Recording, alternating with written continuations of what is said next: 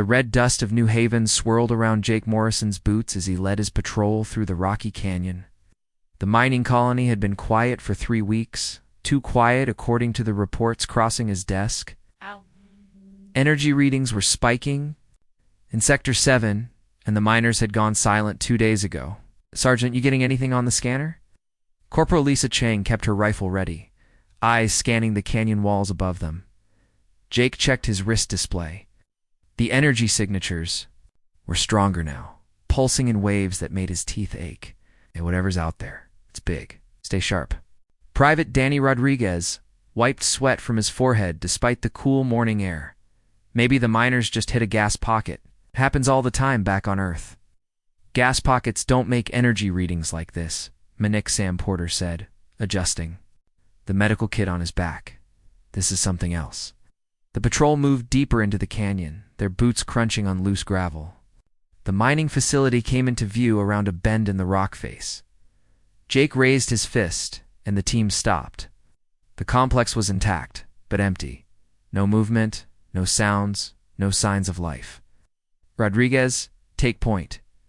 Cheng, cover R6. Porter, stay close." Jake moved forward, his rifle raised. The first blast came from nowhere. A beam of pure white energy cut through the air where Jake's head had been a second before. The rock behind him turned to glass and shattered. Jake rolled behind a boulder. As more beams lit up the canyon, "Contact! Contact!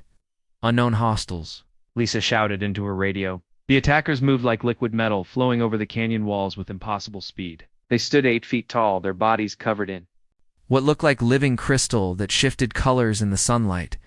Jake had never seen anything like them in all his years fighting rebels and pirates. "What the hell are those things?" Danny fired his rifle in short bursts, the bullets bouncing off the crystal skin like raindrops. "Aliens," Sam said, his voice tight with fear. "They're actual aliens." Jake's mind raced. First contact protocols were clear, but these creatures were shooting to kill. He keyed his radio. "Base, this is Patrol 7. We have hostile contact with unknown species. Requesting immediate backup." Static answered him. The aliens advanced with military precision, their weapons firing beams that could cut through solid rock. Jake counted at least 20 of them, maybe more. His team was outnumbered and outgunned. "Fall back to the mining complex," Jake ordered. "Use the buildings for cover." They ran across open ground, energy beams lighting up the air around them. One blast caught Rodriguez in the shoulder, spinning him around. Sam grabbed the private and hauled him toward the nearest building. Jake provided covering fire, his bullets useless against the alien armor, but maybe enough to keep their heads down. He reached the building just as Lisa slammed the door behind them. "How bad is it?" Jake asked, checking Rodriguez's wound. "Clean through," Sam said, applying pressure to stop the bleeding. "He'll live if we get out of here." Outside, the aliens had stopped firing. Jake peered through a broken window and saw them forming a circle around the building. They were talking to each other, but he couldn't hear any sounds. Their crystal heads turned toward each other in patterns that might have been communication. "Sergeant, look at this." Lisa pointed to another window. Jake moved beside her and felt his blood freeze. One of the aliens was smaller than the others, maybe 4 feet tall. Its crystal shell was cracked in several places, and it moved with the uncertain steps of something very young. The small alien was caught between the circle of adult aliens and Jake's position as Jake watched. The adult aliens raised their weapons. Again, they were going to fire at the building, but the small one was directly in the line of fire. The child alien looked around with what Jake could only call panic, its damaged crystal shell flickering with different colors. "They're going to hit their own kid," Jake said. "Maybe they don't care," Lisa replied. "We don't know how these things think." Jake watched the small alien stumble and fall. It tried to get up but couldn't put weight on one of its legs. Adult aliens were charging their weapons, the tips glowing brighter and brighter. "Damn it," Jake muttered. He was moving before he could think about it. Jake burst through the door and sprinted toward the fallen alien child. The adult alien shouted something in a language that sounded like breaking glass, but they had already committed to their attack. The energy beams fired in perfect unison, 20 streams of death converging on the building behind Jake. Jake dove forward and wrapped his arms around the small alien. Its crystal skin was warm against his chest, and he could feel it trembling.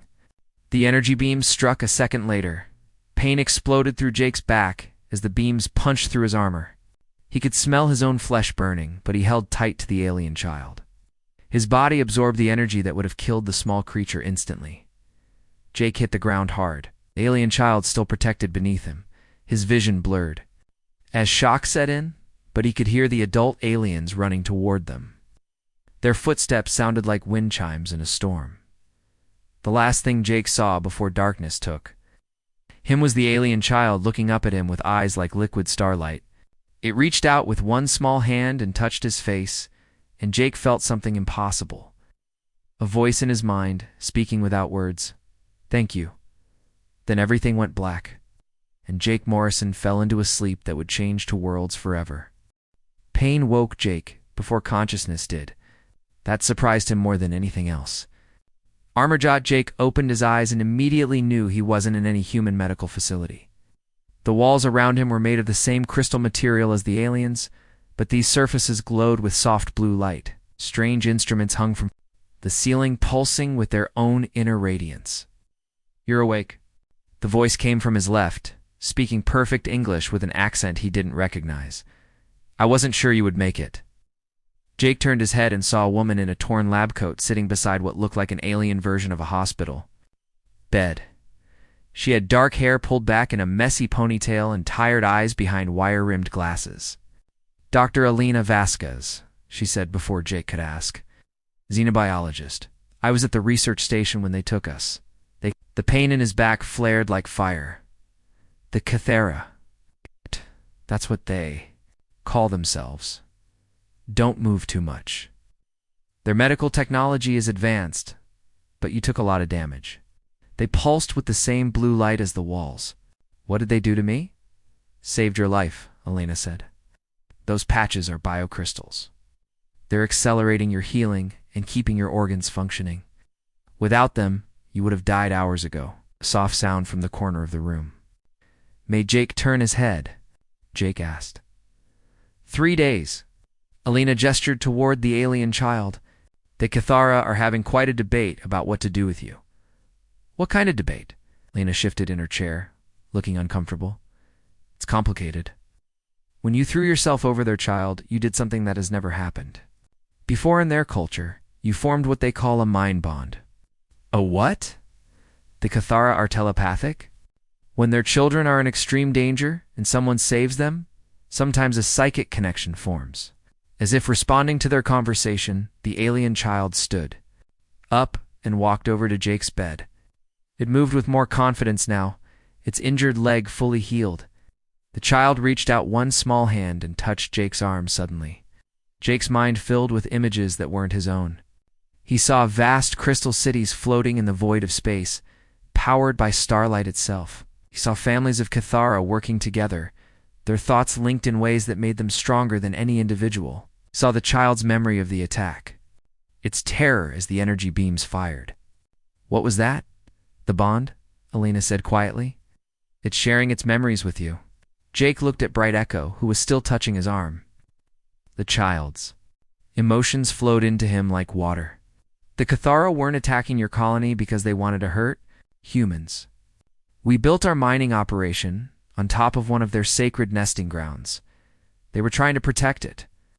Jake felt a stab of guilt. "We didn't know. How could you? First contact isn't supposed to happen with gunfire. But now we have a bigger problem. Bright Echo's mother is coming to see you." "Its mother?" Commander Zarathis. "And the Protector?" Jake didn't like the sound of that. "What does that mean?" Alina stood up and walked to the crystal window. Outside, Jake could see a massive Cathara ship floating above the mining colony. Its crystal hull sparkled with thousands of lights. "It means she can either accept you into her family as a guardian or challenge you to ritual combat to determine if you're worthy," Alina said. "But Zarathis wants to do something that has never been done before." "What she wants to claim?" "You as her own child. It would change you, Jake, physically and mentally. You would become part Cathara." Jake stared at Alina, then at Bright Echo, who was still holding His arm? The child looked up at him with those strange eyes, and Jake felt another wave of emotion through their bond. Love, pure. Innocent love that had nothing to do with species or biology. And if I refuse, Jake asked, then you break the bond with Bright Echo. The child would suffer psychological damage that might never heal, and Commander Zarathis would consider it an insult to her family honor. Jake closed his eyes, and facing a choice that would change his life forever. When does she want to do this ceremony? Jake asked. Tomorrow, Elena said. Your human commanders are being brought here to witness it. I don't think they're going to like what she has planned. Bright Echo squeezed Jake's arm gently, and through their bond, Jake felt the child's hope that Jake would stay, somehow become the most important thing in his world, and realized that his choice had already been made the moment he threw himself between Bright Echo and those energy beams. The crystal chamber filled with tension as Commander Zarathis entered. She stood 9 feet tall, her crystalline armor shifting from deep purple to silver as she moved. Jake had never seen anything so alien, yet so unmistakably powerful. Presence filled the room like electricity before a storm. Captain Ben Collins and Lieutenant Amy Brooks stood at attention beside Jake's medical bed. Their dress uniforms crisp despite the journey to the Kythera ship. Both officers looked deeply uncomfortable, their hands resting near their sidearms, even though weapons would be useless here. This is Sergeant Morrison, Captain Collins said when Zarathis approached. We demand his immediate return to human custody. Zarathis tilted her head, studying the human officers with eyes that swirled like liquid mercury. When she spoke, her voice resonated through the chamber with harmonics that made Jake's bones vibrate. Your soldier saved my child's life, she said in accented English. He is Shenter now. The bond cannot be broken by demands. Lieutenant Brooks stepped forward. Sergeant Morrison was following his training to protect non-combatants. This doesn't create any obligation to your people. Jake felt Bright Echo's hand slip into his. The child had been quiet since the human officers arrived, but through their bond, Jake sensed its growing anxiety. The alien child understood more of the conversation than the humans realized. You do not understand, Zarathis said, moving closer to Jake's bed. When one saves a Kythera child by offering their own life, they become family. There is no choice in this matter. It simply is. We're not going to let you kidnap one of our Marines, Captain Collins said firmly. Zarathis. Crystal armor shifted to a deep red color.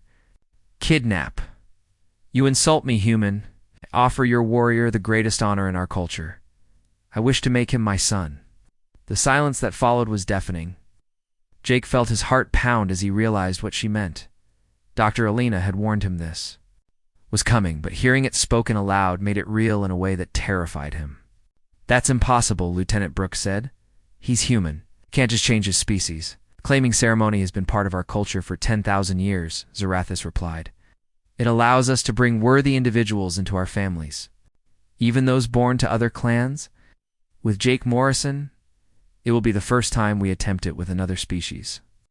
Captain Collins turned to Jake. Sergeant, you are under no obligation to participate in any alien ritual. I can have you transferred off this ship within the hour.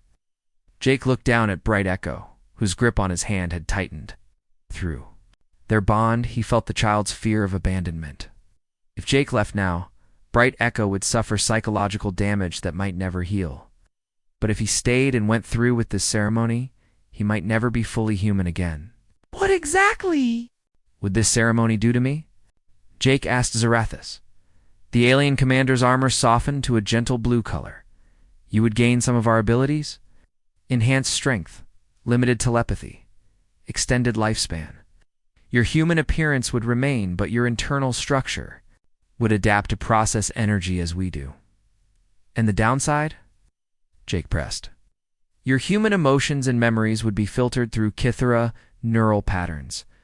You would still be yourself, but you would also be something new, something that has never existed before. Dr. Elena spoke up from where she had been quietly observing. Jake, the biocrystal patches on your chest are already beginning this process. Your body is adapting to Kythera technology. Ceremony would just complete what has already started. Jake looked at his chest and saw that she was right. The crystal patches had grown larger, spreading across his ribs like living armor. Hadn't even noticed it happening. "This is barbaric," Captain Collins said. "You're talking about experimenting on a human being?" "I am talking about saving a life and honoring a bond," Zarathus replied. "Your soldier is dying, human captain." The energy that struck him was meant to kill 20 Cathara warriors. "Our medical technology keeps him alive now. The ceremony will stabilize his condition permanently." Jake felt a chill run down his spine. "You're saying if I don't do this, I'll die anyway?" "The biocrystals can only sustain you for so long," Zarathus said gently. "Without full integration, your body will reject them within days. The ceremony offers you life, family, and purpose." Lieutenant Brooks grabbed Jake's other hand. "There has to be another way. Our medical technology could find a solution if we had time to study your condition." "Time we do not have," Zarathus said. "The ceremony must be performed tonight, or it will be too late." Jake closed his eyes and felt Bright Echo's emotions flowing through their bond. And the child was terrified of losing the only being who had ever protected it. But underneath that fear, Jake sensed something else. Love. Not the possessive love of ownership, but the pure love of family. "If I agree to this," Jake said slowly, "what happens to my obligations to humanity, to my unit?" "You would serve as a bridge between our peoples," Zarathus said. "The first human Cathara hybrid. Your loyalty would be to both species, not just one." Captain Collins stepped forward angrily. "Sergeant Morrison, I order you to refuse this procedure and return with us immediately." Jake looked at the captain, then at Lieutenant Brooks, then down at Bright Echo. Through their bond, he felt the child's trust in him. Whatever decision he made, Bright Echo would accept it. The child loved him enough to let him go, if that was what would make him happy. That unconditional love decided everything for Jake. "I'm sorry, Captain," Jake said quietly, "but I'm staying. This child saved my life as much as I saved his. I won't abandon family."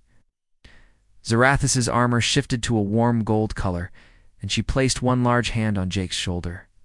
"Then tonight, Jake Morrison, you will become my son, and Bright Echo will have the brother he has chosen for himself." As the alien commander began preparations for the ceremony, Jake squeezed Bright Echo's hand and felt the child's joy flow through their bond, like sunshine after rain. The ceremony chamber glowed with ancient light as Jake stood in the center of a circle carved from living crystal. Zarathus moved around him, her hands weaving patterns in the air that left trails of silver energy. Bright Echo sat cross-legged. Nearby, his eyes closed in deep concentration as he channeled his bond with Jake into the ritual. "The claiming begins with memory," Zarathus said, her voice echoing strangely in the crystal space. "You must see what we are, understand what you will become." Jake's vision blurred as images flooded his mind, not just Bright Echo's memories. This time, but the entire history of the Cathara people. He saw their homeworld, a place of impossible beauty where crystal forests grew toward 3 suns. He watched their first ventures into space, their encounters with other species, their long years of peace and prosperity. Then the images turned dark. Jake saw massive ships that looked like mechanical spiders descending from the void, the Devourers. They consumed entire planets, turning living worlds into dead husks of metal and glass. The Cathara had fought them for centuries, losing world after world as they retreated deeper into space. "Stop," Jake gasped, pulling back from the visions. "Stop the ceremony." Zarathus froze, her hands still glowing with silver energy. "What did you see?" "The Devourers. They're coming here, aren't they? That's why you were trying to keep humans away from this sector." The alien commander's armor shifted to deep purple, the color of grief and fear. "You see truly? The Devourers follow our psychic signatures across the galaxy. Wherever the Cathara go, they come eventually. We hope to keep your people safe by driving you away from this region." Jake stood up, his legs shaky from the interrupted ceremony. "How long do we have?" "Days, perhaps weeks. The bond you share with Bright Echo has made you a beacon they can track. They will come for him, and they will destroy everything in their path to reach him." Dr. Alina stepped forward from where she had been watching the ceremony. "That's why. You need Jake to complete the claiming. If he becomes fully Cathara, he can help you fight them. Not fight them, Zarathus said sadly. He cannot win against the Devourers in direct combat. He can only run and hope to find sanctuary somewhere they cannot follow. Jake felt Bright Echo's emotions through their bond. The child was terrified, but not for himself. He was afraid for Jake, for the humans on New Haven, for everyone who would suffer when the Devourers arrived. There has to be another way, Jake said. What if we work together? Human and Cathara forces combined. Your weapons cannot penetrate their armor, Zarathus replied. Your ships are too slow to escape their pursuit.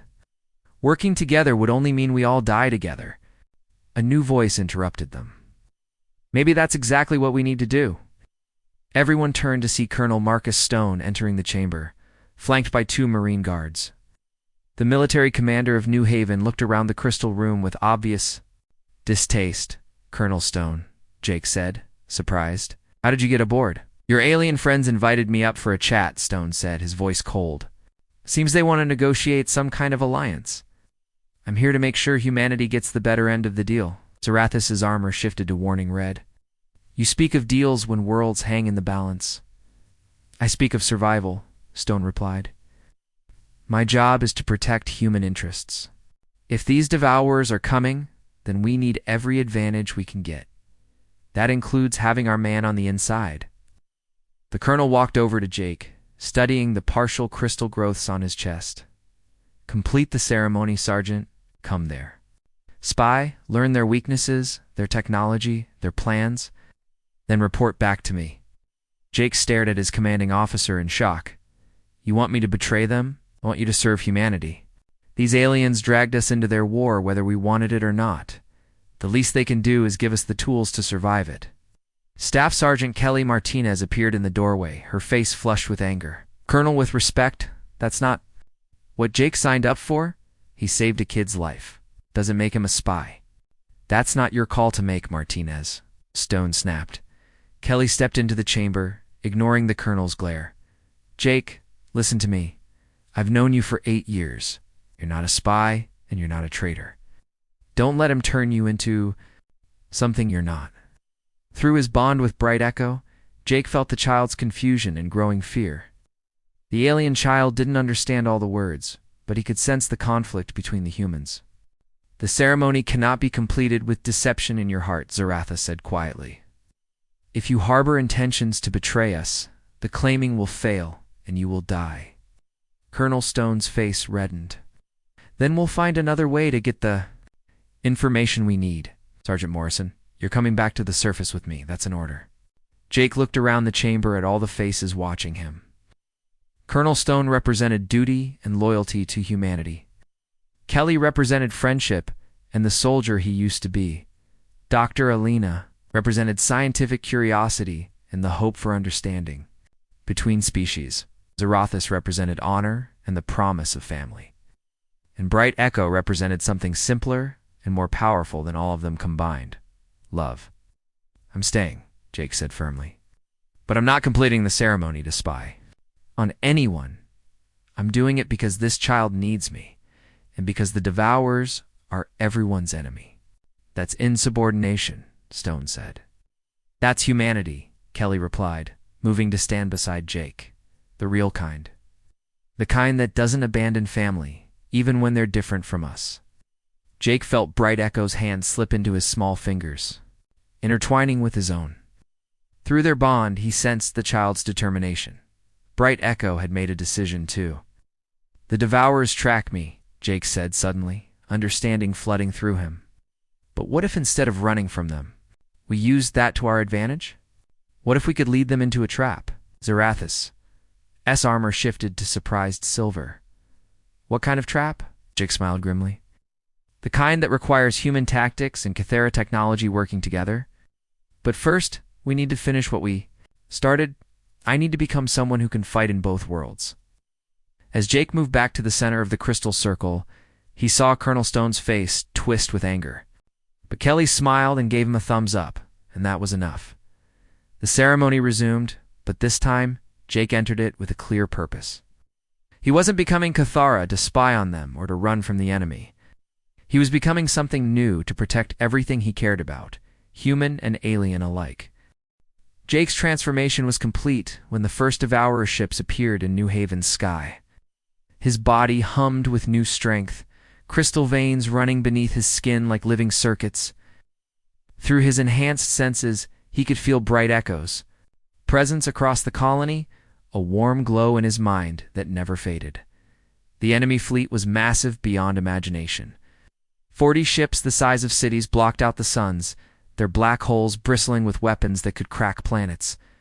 They moved with mechanical precision, taking positions around New Haven like pieces on a chessboard. God, Captain Nina Torres whispered from the bridge of the human flagship Courage. There are so many of them. Jake stood beside her, his new dual nature allowing him to process both human tactical thinking and Cathera energy patterns. They're not here to conquer, they're here to consume. Every living thing on this planet will be fuel for their machines. Through the view screen, they watched smaller Devourer craft descending toward the surface. Each one was the size of a building, bristling with harvesting arms that could strip the life from entire forests in minutes. All ships. This is Admiral Torres. Nina spoke into her communicator. Execute defensive pattern Alpha. Protect the evacuation transports at all costs. The human fleet was pitifully small compared to the Devourers. 12 ships against 40, most of them converted cargo vessels with civilian crews. But they moved to intercept the enemy with the desperate courage that had carried humanity to the stars. Zarathus's voice filled Jake's mind through their new family bond. The evacuation ships are loading both human and Cathara children. Can your people protect them while they escape? Jake relayed the message to Captain Torres, who nodded grimly. We'll buy them whatever time we can. But those Devourer ships outgun us 20-1. Not if we work together, Jake said. He closed his eyes and reached out with his enhanced abilities, connecting to both the human tactical network and the Kithara fleet command. I can coordinate between both fleets.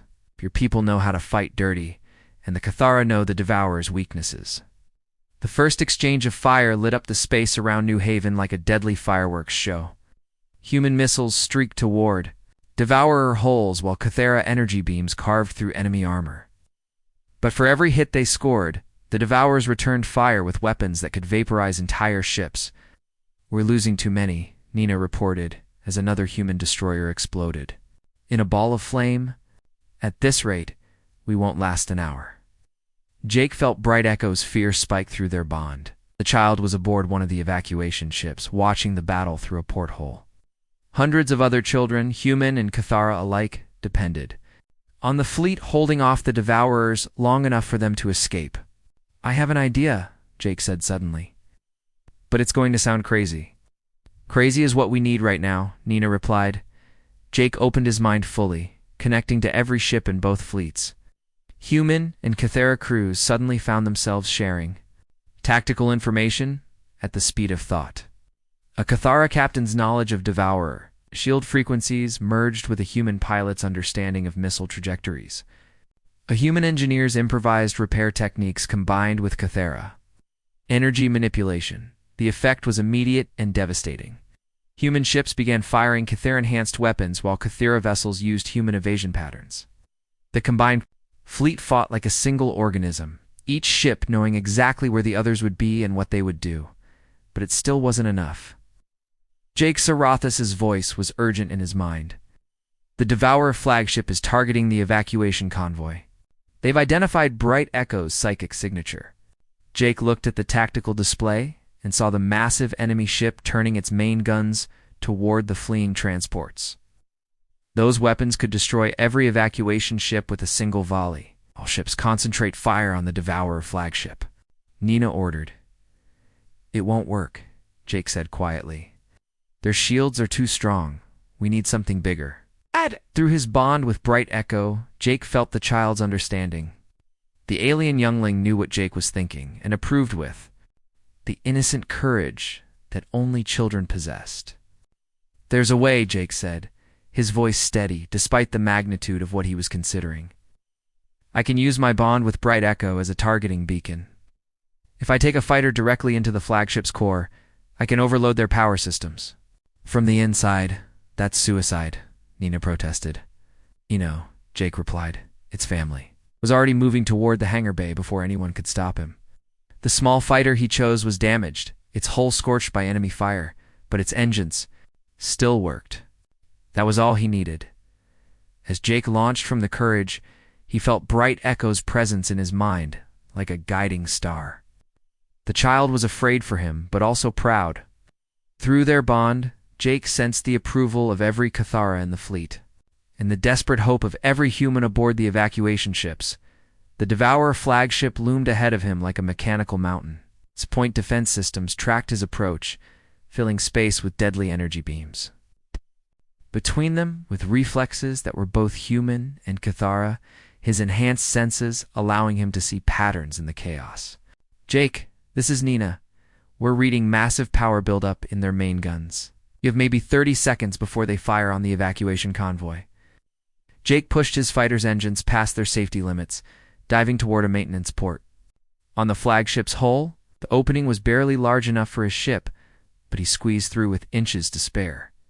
Inside the Devourer ship, Jake's fighter raced through corridors of living metal toward the power core. The enemy's internal defenses tried to stop him, but his dual nature allowed him to interface directly with their systems, confusing their targeting computers just long enough to reach his goal. The power core was a sphere of contained antimatter, the size of a building. Jake aimed his fighter directly at its control matrix and activated every weapon system he had left. For Bright Echo, he whispered, and felt the child's love flow through their bond one last time. The explosion that followed lit up half the solar system and sent shock waves through every ship in the battle. When the light faded, the Devourer flagship was gone, and the remaining enemy vessels were retreating in confusion. The evacuation ships escaped into hyperspace. Carrying the future of both species to safety among the stars, Jake woke up in darkness, surrounded by the smell of burned metal and ozone. His body ached in ways that felt both familiar and strange, as if he was remembering pain from a dream. Slowly, light filtered through his closed eyelids, and he realized he was alive. He's awake, a familiar voice said. Dr. Elena Vasquez leaned over him, her face showing relief mixed with amazement. I wasn't sure the emergency protocols would work. Jake tried to sit up and discovered he was in some kind of medical pod aboard a ship he didn't recognize. The walls showed both human and Cathara design elements blended together in ways that shouldn't have worked, but somehow did. Where am I? Jake asked, his voice rough from whatever had happened to him. The Joint Medical Facility aboard New Unity, Elena replied. It's the first ship built by both our species working together. You've been unconscious for 2 weeks. Memory flooded back. The battle, the Devourer flagship, his desperate flight into the enemy core. The evacuation ships. Safe, Elena said with a smile. No. Your attack destroyed the flagship and scattered the rest of the Devourer fleet. They retreated to wherever they came from. Jake felt a familiar presence touch his mind.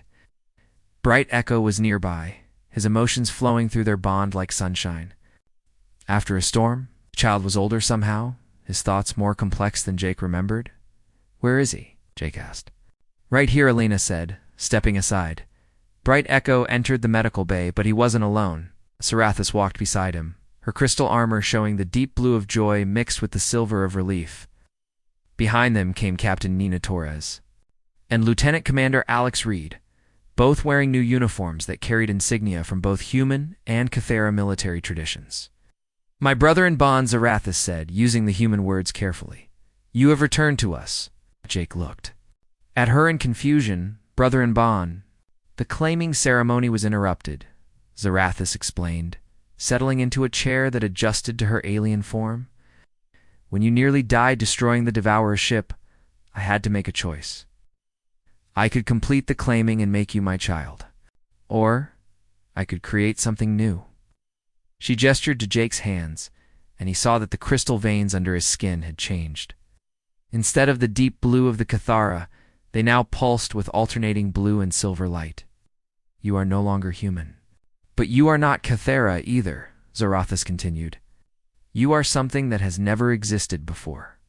My brother in bond, equal in family, but free to choose your own path. Bright Echo moved to Jake's side and took his hand. Now through their bond, Jake felt the child's excitement about this new relationship. In Cathara culture, brothers in bond were partnerships of equals, chosen family members who supported each other without the hierarchical structure of parent and child. What does that mean for me? Jake asked. Captain Tora stepped forward. It means you're the first human Cathera liaison in history. Both governments have agreed to create a new position just for you. She handed Jake a data pad showing official documents from both species. You'll coordinate joint operations, help establish colonies where both humans and Cathara can live together, serve as a translator when cultural differences create problems. Lieutenant Commander Reed, whom Jake recognized as a former communications officer, added, I've been assigned as your human military liaison. Turns out there's a lot of interest in this cooperation program after what happened in the battle. Looked around at all the faces watching him. Human and Cathara crew members worked side by side in the medical bay. Their different technologies integrated so seamlessly it was hard to tell where one ended and the other began. The Devourers, Jake said suddenly. Are they really gone? For now, Zarathus replied, her armor shifting to cautious orange. The galaxy is vast, and there are other threats out there. Your victory has attracted attention from many species, both friendly and hostile. Dr. Alina pulled up a holographic star map showing the local sector. 3 different alien civilizations have made contact since the battle.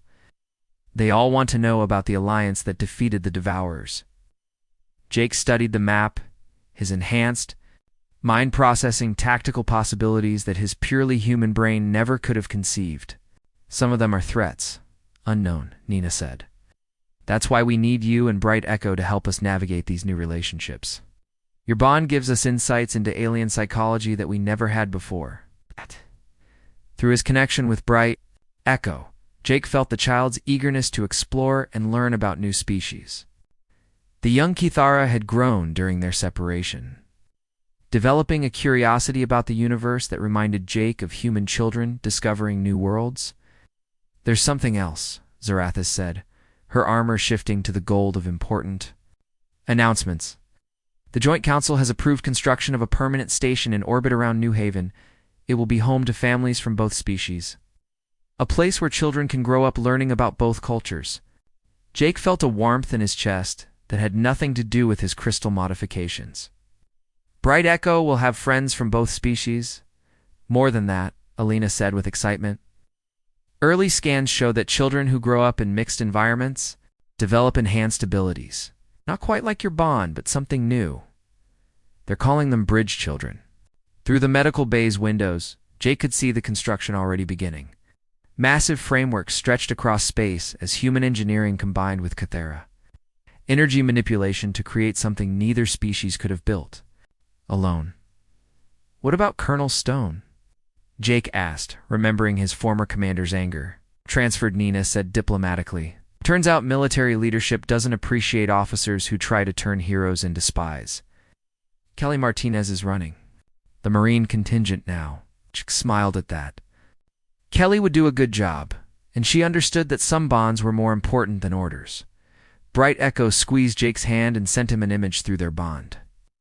It showed Jake and the child standing on the observation deck of the new station, watching human and Cathara children playing together in the gravity-controlled recreation areas.